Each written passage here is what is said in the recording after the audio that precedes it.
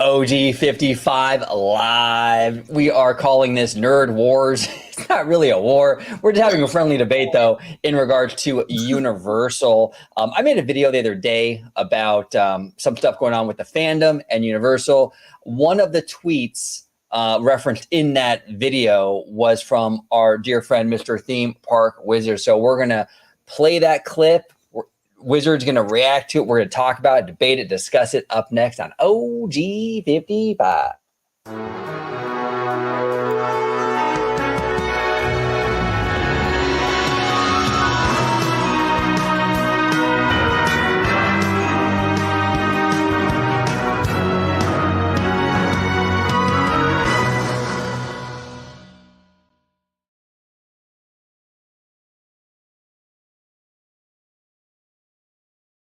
Welcome aboard to this episode of OG55 Live Nerd Wars Edition. We are having a little bit of a debate here in regards to Universal. I got my good friend, Mr. Theme Park Wizard, in here with me today to discuss this. Mr. Wizard, welcome aboard. If you could let everybody at home know where they can find you on social media, my friend. Of course. Thank you again for having me on. You can find me on YouTube at Theme Park Wizard and my brand new podcast with the Dr. Dre, Theme Park Universe. You can also follow that on Apple and Spotify and all those other podcast spots. You can buy all my stuff for a special upcharge of 300% at themeparkwizard.shop. And you can follow me at Park Wizard 1. And if you're watching this live stream, you can vote in this poll of who's winning the debate. I'm already winning it. 5 votes with a 100%. So keep it up voting for Wizard, because if you get a special. There it is. Wizard is so good at debating. He's even winning before he even debates. Like, that's how good you are, Wizard. You're awesome. You're crushing it, brother. You're crushing it. Okay, so let's go ahead. I'm going to play the video. I'm going to play the video that I released the other day. And I just want to say, too, before we get started, I love this. I absolutely love this, having this conversation, because I say it so many times here on the channel. I don't want an echo chamber, right? So Wizard came to me and was like, okay, you made the video. I want to come on the channel. I want to talk about it. And that's awesome. And that's really what I want. I want to have these various perspectives on this. So I'm very excited to see what you have to say about this, Wizard. I'm going to go ahead and play the video, and then we'll go from there. If you want me to stop at any point, let me know. Just, say, hey, OG, stop, so you can, if you need to say anything or whatever, okay? Here we go. Park Wizard. I tell you, man. This is the thing that's crazy. I love all these people. I just had Wizard on my show yesterday. Wizard's a little brother to me. I absolutely love Wizard to death. And John D. I love John D. Gator, everybody. I just disagree respectfully with these opinions. And I wanted to kind of get it out there and kind of address it. It's too much to kind of tweet. I have to kind of do a video on it. But again, all the love to everyone in this thread. I mean, I do love them all, but it's just like, my God, I can't disagree enough. So Theme Park Wizard here says, all the latest hit on Universal. From concept, it was meant to be a high-capacity, people-eating, geared towards children.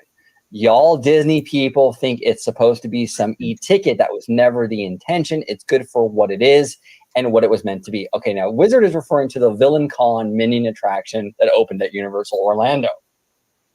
Wizard, I love you, brother, but here's the thing. Just because something is geared towards children doesn't give it a permission to be bad. Okay, you can create a quality, fun attraction geared towards children that's still a good ride. Okay, and I'll give you a couple examples. At Universal, Secret Life of Pets, that's geared towards children too, but you know what? It's a good ride. Okay, the Kung Fu Panda. The rebuttal. Okay, here we go. Mr. Wizard, what is your rebuttal? Okay, ready now. I agree. Secret Life of Pets is a fantastic ride. So and good. Children, hello, Doctor. But the only problem with that, and it doesn't have to be, there was definitely a Universal problem that they enacted on themselves, was the restraints. See, those restraints enact a height requirement. Now, it doesn't mean kids can't go on it, but, Universal has very little, if any of those, like zero, like total, like zero height requirement. Disney has a lot of them. Haunted Mansion, Small World, Pirates, right? But Universal doesn't really have many zero height requirement ones. And that's what I think I really like about the the Villain Con. And sure, it's target audience. Like for me, and shooting at a screen, I'm sure Buzz Lightyear is probably much more fun than the concept. But for and you've said it, right? That Universal has to diversify lots of thrilling things. So this is a perfect thing for just a toddler, if they wanted to. They can walk on and start shooting things at the screen. And it may not be the best quality because it's a screen, but the kid probably doesn't care. But they're just so happy they get to shoot boom, boom, boom at the screen, and they can go on it because it's very likely a 3-year-old can't get on many other things at Universal Orlando. But it's good they can finally get on this thing, which will encourage more families to come. Which is my only thing with pets, is that even if they can get on it, as Dre mentioned, and I'm sure, I think maybe George, I don't know, but how they staple you in with the restraints, that could be kind of uncomfortable. Kid, if someone just goes, and then their kid's like, someone get claustrophobic. I think the Villain Con thing is just a nice starter attraction, nice. It's also a good people eater because it's just a moving walkway, so you can get on it. I think that is my big difference with pets versus Villain Con. In my opinion. That's fair. And there's definitely pros to this attraction, right? Like what you laid out a good case, Wizard. I would agree with you. I think that it's good that Universal is diversifying. I think that's very important. I think Universal for way too long has been sort of geared towards kind of like the teen and like thrill-seeking crowd mostly, and they are diversifying. So I'll give Villain Con credit for that. I just seen Universal check all the boxes before. Like it's not okay. For example, right? Like the Secret Life of Pets is a great ride, but then it has like the buckling in, and that's a downfall to it. And then the Villain Con thing is like it doesn't have the buckling in or the height requirement, but it's kind of a cheaper kind of experience. Well, I've seen Universal sort of do all of it, which I'll tell you, I was super impressed with the Kung Fu Panda show in Universal Hollywood. Like that's actually a beautiful show. And for those of you that haven't experienced that, I know it sounds really weird. Like, what the hell is OG talking about? Kung Fu Panda's beautiful. No, it is beautiful. It is beautiful. I love that. I love that experience. It's a beautiful theater. So I've seen what Universal can do where they don't have a height requirement and it's good for kids. And that's why maybe I'm a little disappointed. I feel like this attraction feels a little bit like, okay, if we don't have ride vehicles, we can save some money there. We can do this and that. It feels a little budgeted, right? But I agree with you in the sense where it is a people mover, and kudos to Universal for diversifying. So absolutely on that. Absolutely. And let me actually check. I'm checking with the Kung Fu Panda. Let me just see. Is there? See, okay, good. I didn't think there was a height requirement. All right, yeah, there is no. That is one with no height requirement. But I was like, because I thought I saw a sign. But yeah, that's a 1 too. No height requirement. Thank goodness.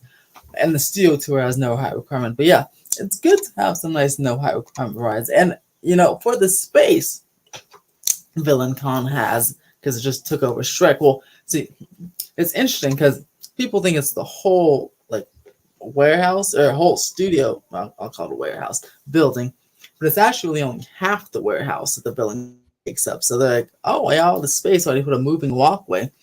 But reality, it's only half the warehouse, and then the other half is a permanent Halloween Horror Nights house that they use it for. So literally only half. So for half the space, it's a pretty efficient, I'd say, pretty efficient, cooling ride. And I've heard that, the outdoor queue, of course, is just Shrek.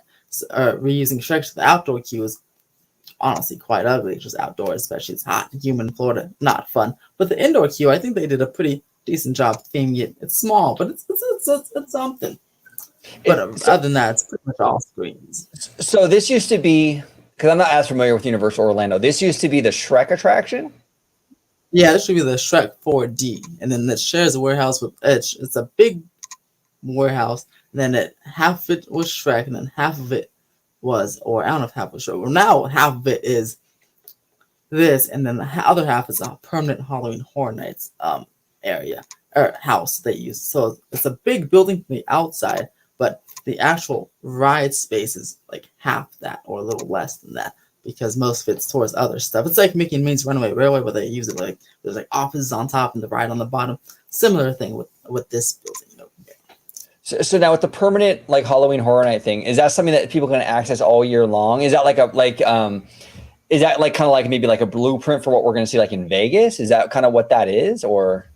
No, so yeah, it's not like the Walking Dead over at Universal or Hollywood. It's just it's like open now. It's just a space where they use Halloween Horror Nights. In Florida, they have, here we have like the tents and stuff. In Florida, since it's because of bad weather and they have like these more permanent structures they house their Halloween Horror Nights. They have a couple like look like tents, but they're really like actual buildings in the backstage, and they use this version that way because in Florida, because it's hurricane season, the winds will knock all the tents down. So they have like more permanent structures, and then the Shrek is one of those structures. Interesting. Now you mentioned we were talking via DM, you mentioned you want to come on the show, you want to talk about it. So, and I was like, yeah, hell yeah, Wizard, let's talk. And you mentioned in that DM, you were like, okay, let's talk about like the online perception of this attraction based on like the normies. So we can kind of debate and kind of get into that a little bit. You want to go ahead and kind of make your case for that, because that's interesting. Actually, I've talked a lot about that gap before with the normies and the diehard nerds on Twitter, but go ahead and we'll talk about it. See, I'm thinking, okay, because I'm going to compare it to like web slingers, right? Everyone's like, ooh, web slingers, blah, da, da, da, da, right? And I get it. It wasn't like the main, it's actually like the main attraction to the land that's half done. But I mean, I really enjoy web slingers personally. I mean, for what it is, and it's pretty fun. And it's almost like a villain con, but just you're in a vehicle. And totally. So I think it's okay. But if you see it online, you think it's like the worst thing in the world. And I feel like here, and like with Nintendo World, people are saying these things online, but I feel like if you were to go on it, or people were to just experience it, I feel like it'd be a little bit more fun than you think. It's definitely, again, for children, so it's like for 5 years old. But I feel like people wouldn't be like, that thing, it's just a moving walkway. Dude. I feel like, it's kind of, I can see how this would be fun for my child, or even for you, type of thing. But again, like you said in that video, actually, probably no one is watching has been to San Francisco, and you're probably right. It just opened. I mean, I just went last weekend. I thought it was great.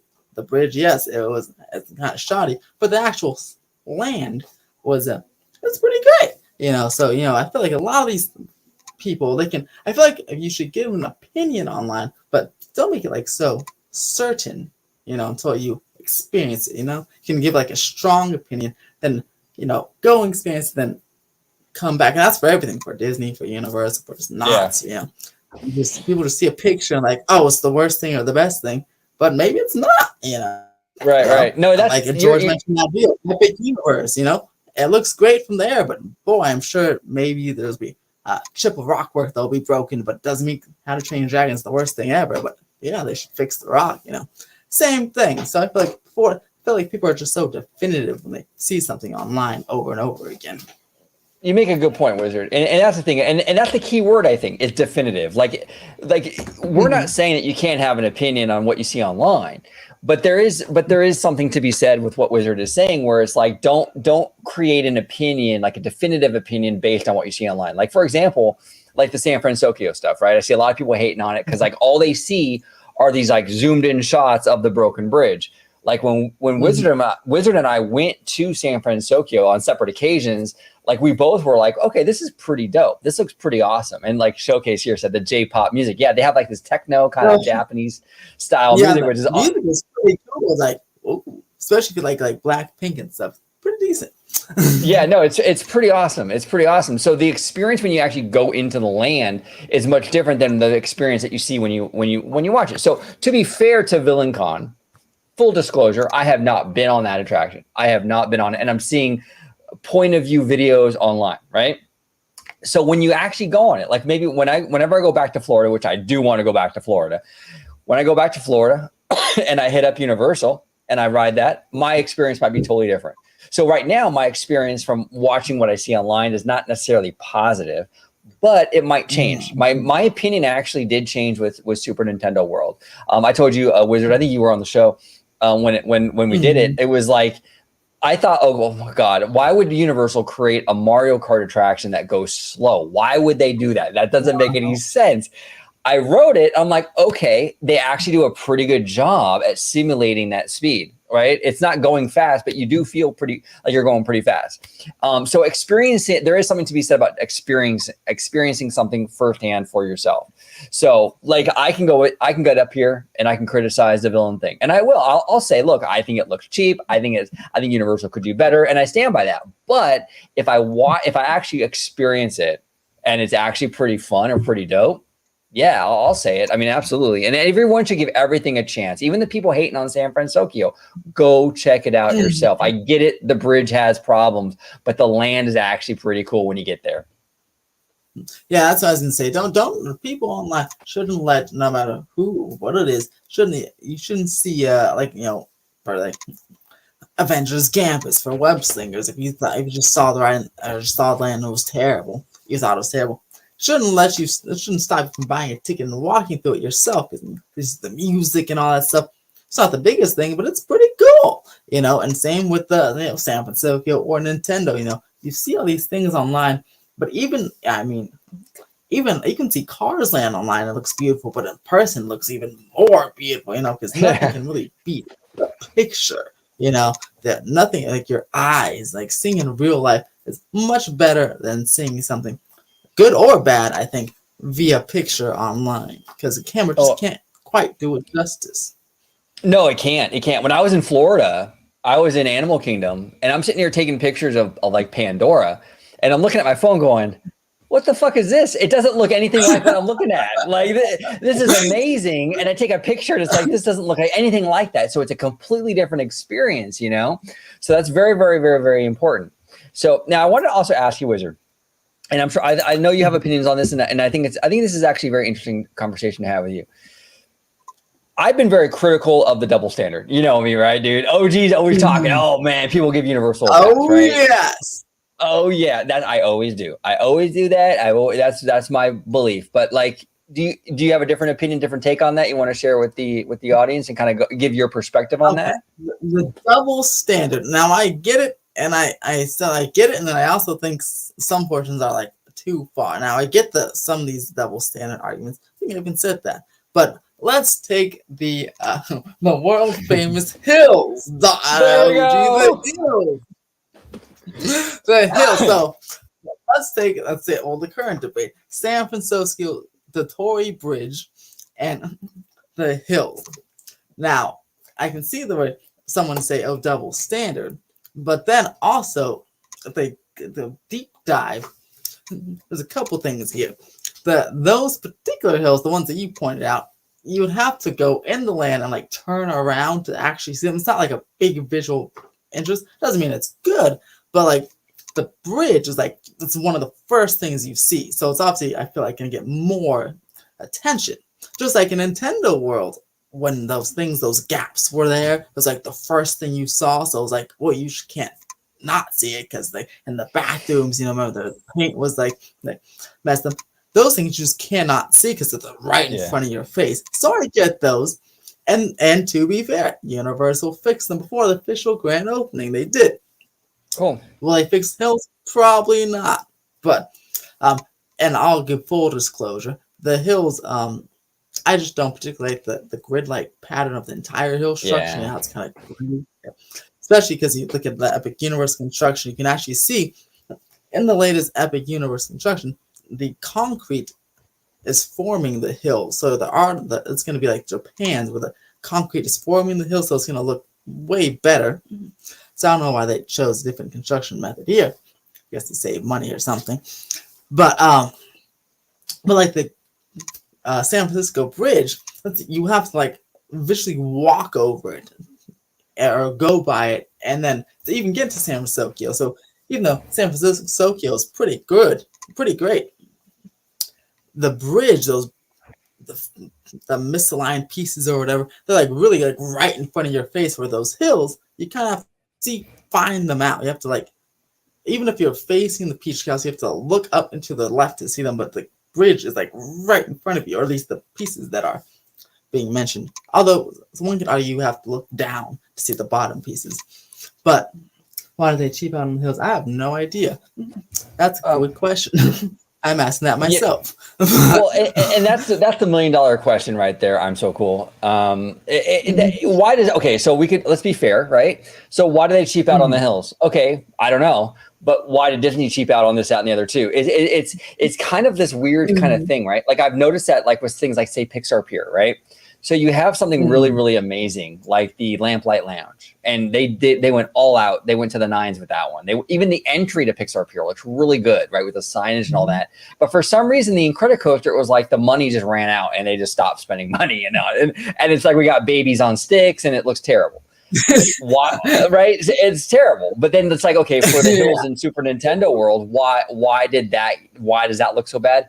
Probably the same reason why parts of Pixar Pier look bad. I think that Universal made a decision. Okay, we're going to put more money into the attraction. We're going to put more money into Toad Cafe, but more in these areas that they felt were more important.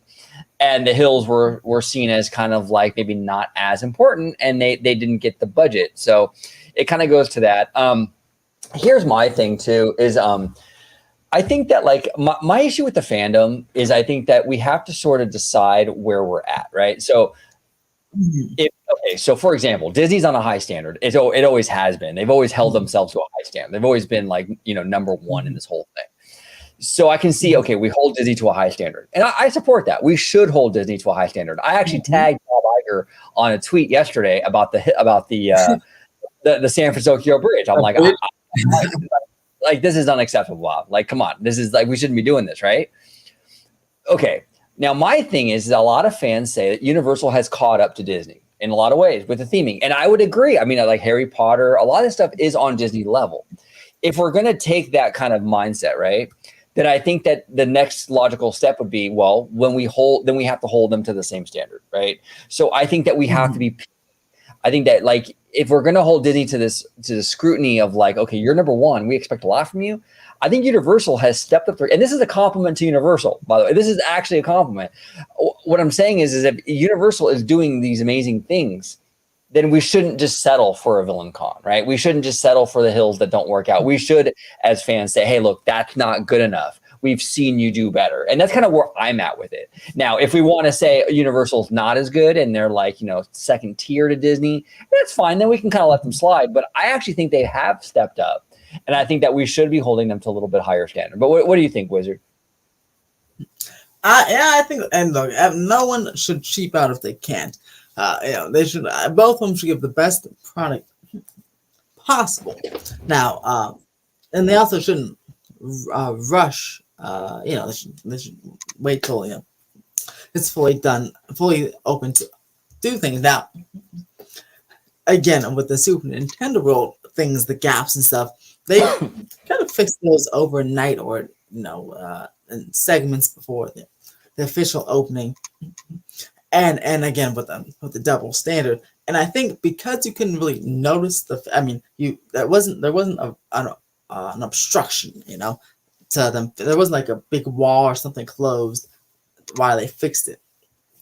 And I think that's why when people talk about like Toontown, they're like, oh my gosh, the walls are up again. And I think it's because if it's another like visual intrusion, unlike some of these other things, and even with the San Francisco. Is if they don't have to close the bridge to fix it, if they fix it, then I feel like it won't go over as badly. But I feel like when there's a big visual wall of when they say it's open, I feel like that really irks people. I think that's why I believe that people are upset about Toontown again not being fully open until November, because they're like, why didn't they just do it the first time? They had 5 months and this or the Russia, and then they're like, oh, and here's the wall again, and I was trying to enjoy this park and now it's closed again, type of thing. Yeah, I'm kind of the opinion when it comes to like for example, right? Like like you said, Wizard, like Universal fixed the gaps in the facade, and there were various things within that tech rehearsal that they fixed. I commend them on that. Like, I think that these companies need to go in there and fix what's wrong, right? So for the Toontown thing, I'm kind of like maybe on the wrong side of the fandom on that one. I actually like the walls. If something isn't working and it is broken, I'd rather have the wall for a little bit and get it fixed. Like, I just get it done. You know what I'm saying? Like, that's kind of how I'm at with it. But like, I can see where people are like, okay, here we go again, more construction walls, you know? So they're frustrated. For particularly that one, because remember they put it out the first time for the wishing tree.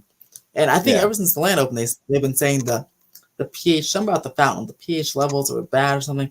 So I guess maybe at least I would be curious. You know, why when they put them up for the wishing tree, why not just fix the fountain too? You know, why not if they had to keep up even longer that instead of like put them up, take it out, and put it back? I'd rather them keep up longer the first time and then have a grand reveal again. And that's okay if they look.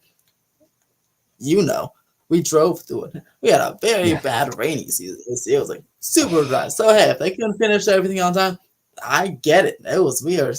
Me and you had water ankle deep in the Universal walking to the car. Dude, dude, everyone at home, I tell you, Wizard and I, we were at Universal back in like February, and we had like hurricane strength winds with like a downpour. And him and I are walking through the entry. Going like the whole time, like all night from the time you got there at 5:30, like we stayed for like 9 or something or 10. It was just the whole time. And so, like I said, Toontown probably flooded. I get it. Construction delays because you can't work in mushy mud. But then at least for me, I'd say put the walls up. Let's do it one time. I feel like the double time is what really will irk people. Yeah, because I mean, obviously the same problem was there the first time. Right.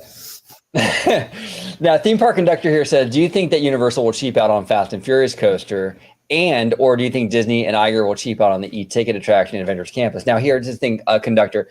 I'm actually not as familiar with Universal as Ethan is, so I will let him answer the Fast and Furious. He's been following that much more closely than I have. Do I think that Iger is going to cheap out on the e-ticket attraction at Avengers Campus? I really hope not. I mean, DCA is one of those parks that I have always rooted for.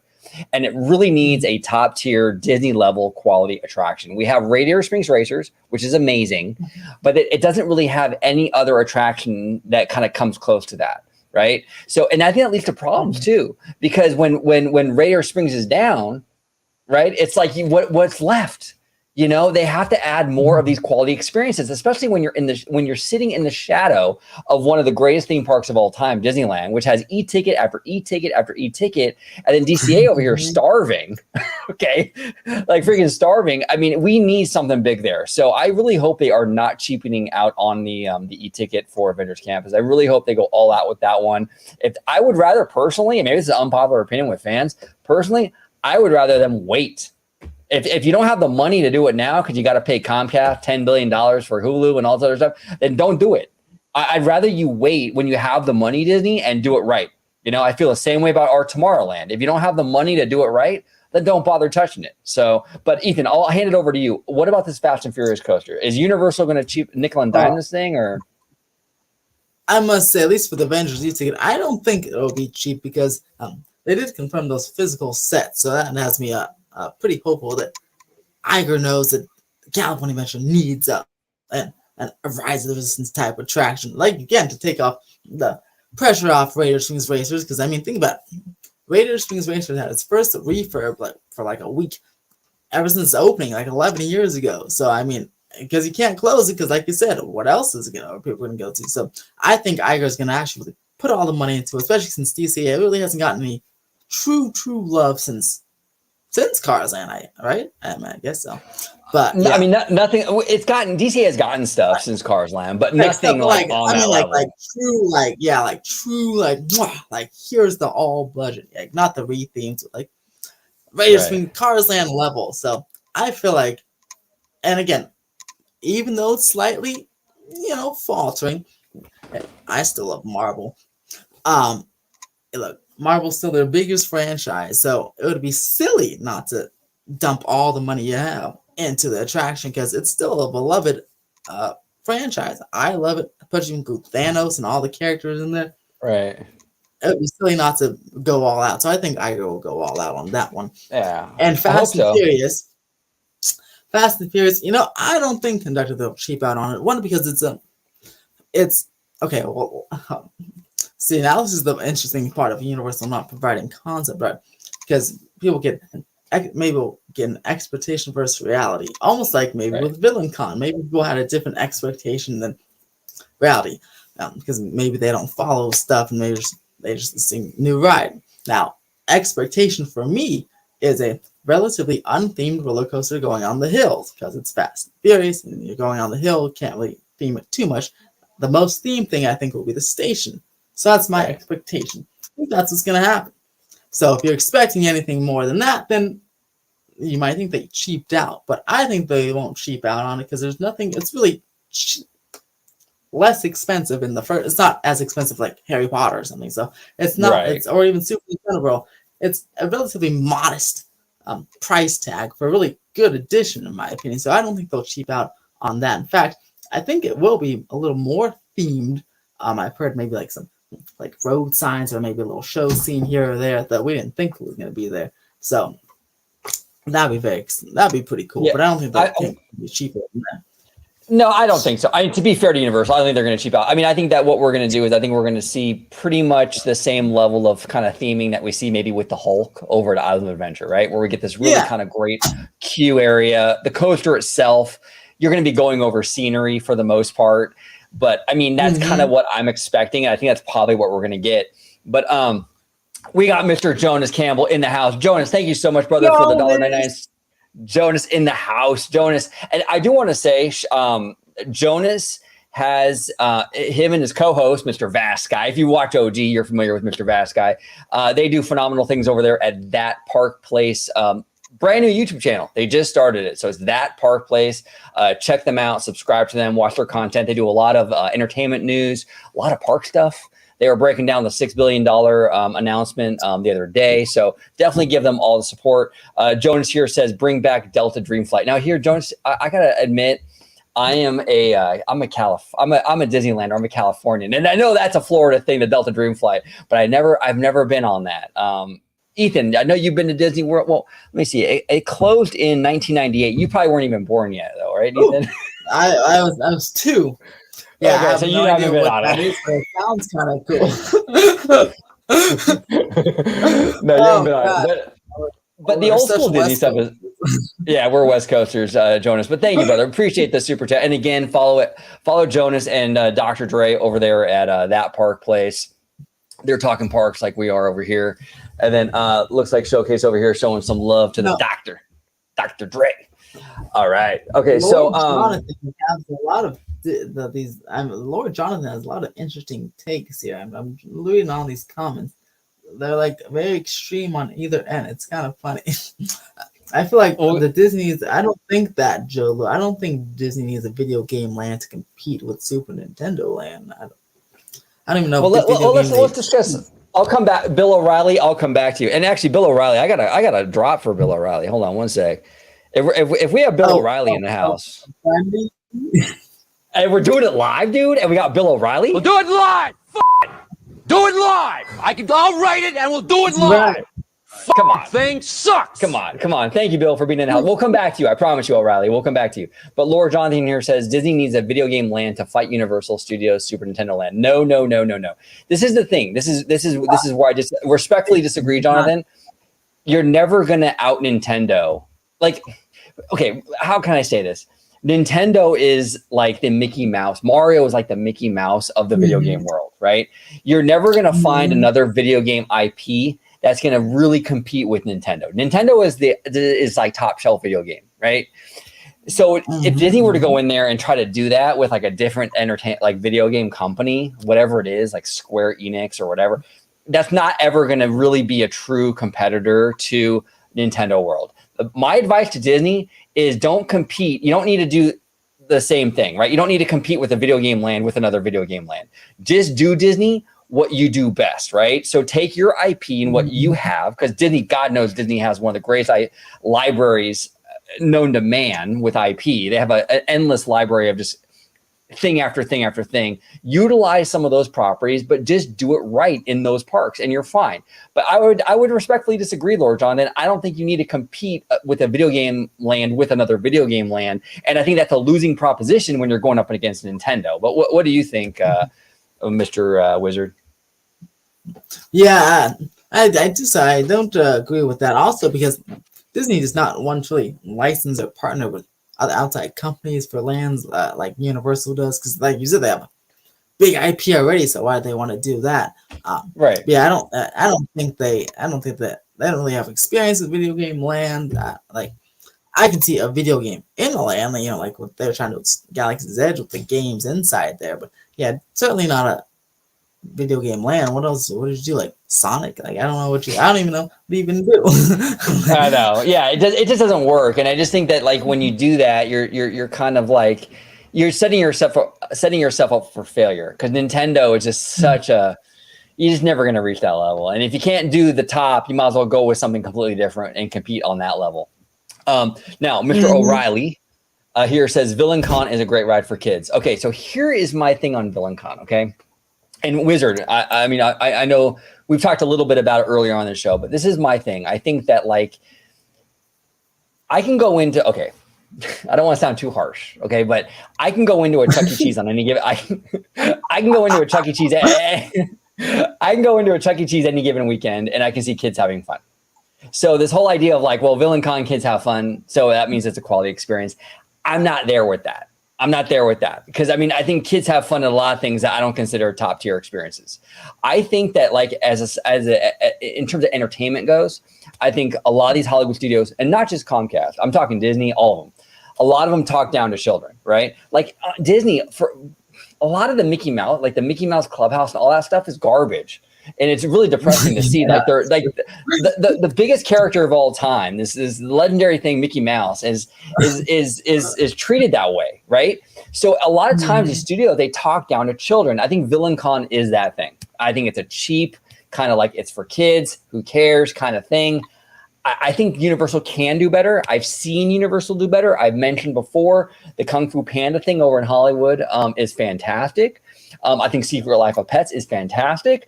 I just think the VillainCon thing misses the boat. I really do, in my opinion. Now, I will say, Wizard, to be fair, like I said earlier, if I go to Orlando and I check out this VillainCon thing and it rocks my world, I'll be the first to admit it, like I was with Mario Kart, because I was wrong on Mario Kart. I was absolutely wrong on that, and I have no problem admitting yeah, you gave it an 8 out of 10. Yeah. 8 out of 10. No, dude, it was good. Dude, it was really, really good. Our friend over here, Jonas here says no taste. What happened? Oh, kids. Exactly. VillainCon is not impressive. It's perfect for very small kids with no taste. Exactly, Jonas. They don't have taste, man. Come on.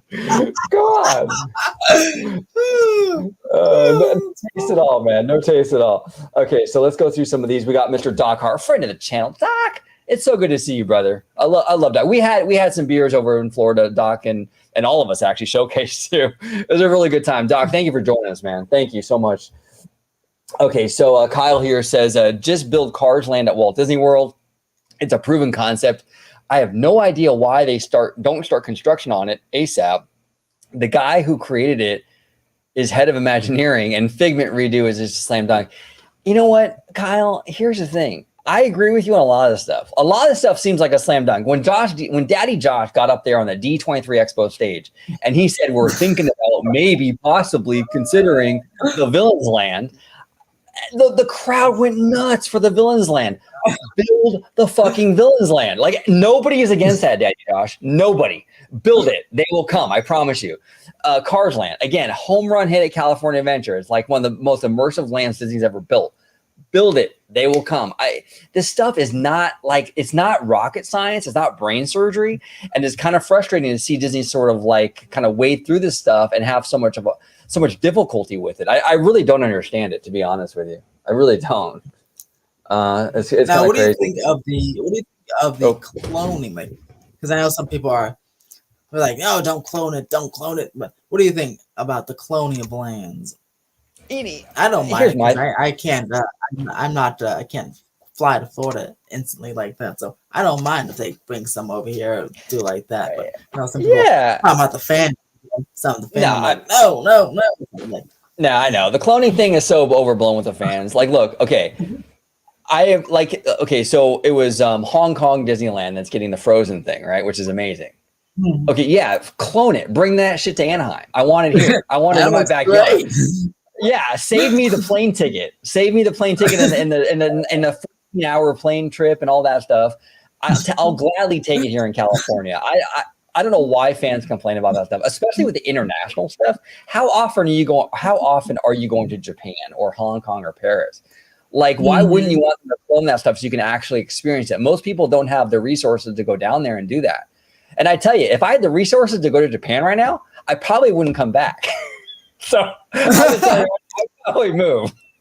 And it's interesting with the cloning that, because bring up the double standard, Universal does clone a lot of things in most of the various ways, and I mean everyone seems to be pretty okay with it. So very interesting.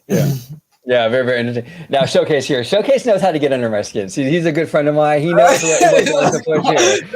You know what to push here. No, okay. No, look here. This is different. This is different. We have Disneyland in California has the smallest castle because it was Walt Park, right? He was obviously limited in the resources compared to the mega corp that Disney is now, right? So we have the smallest castle. So if we're going to have the smallest castle, can we at least have a unique castle? That's all I'm asking. Look, it was Walt's thing. It's small, but at least we can say, hey, you know what? It's a small castle, but it's our castle. It's the only one in existence. When they cloned it in Hong Kong, it made me mad because it was like, okay, now we're the smallest and we're not even unique anymore. So when they went in there and they kind of like reimagined it and made it taller, I supported that 100% because it made our castle over here in Anaheim unique again. And that made me happy. So anyway, I'm just a freaking nerd and, whatever. Here, VJ Vincent here says, would love to see Disney clone would love to see Disney clone Hong Kong Mystic Manor and Tokyo's Beauty and the Beast for the domestic parks. Actually, you know what? Mystic Manor would make a perfect Encanto ride. Perfect Encanto ride. You put that in DCA or something, like in a little like Latin America, kind of South America, like in DCA. I think that'd be pretty dope. And then it says here, Tokyo Disney. Nice. And everything Tokyo does is like just out of control good. So I would love to see that as well. So we'll see. Yeah, so it's interesting. So we're gonna kind of close this out. I have a hard out at 6:30 today. I'm sorry, everybody, but yeah, I appreciate you, Wizard. And looks like Mr. Wizard 84% winning the polls. Thank you. There we go. See, Wizard, you are a fan favorite on the show, and I tell you, I make these Universal Universal rant videos. And I know when I'm recording these rant videos for Universal and stuff, I know I'm going to get ratioed like crazy. Everyone ratios me when I'm when I'm going off about Epic Universe, like it's going to cannibalize the studio park. I'm telling you, man, I get so much shit for that. But that's what I really think. I think it's going to cannibalize that studio park. I really do, but we'll see. I could be wrong. But Wizard, congratulations, 84%. 84%. That's a runaway win. Yeah, it is. Absolutely. Absolutely. So anyway, I want to thank you, Wizard, for coming on. I made that rant video the other day and I showcased one of your tweets and I'm glad you reached out to come on.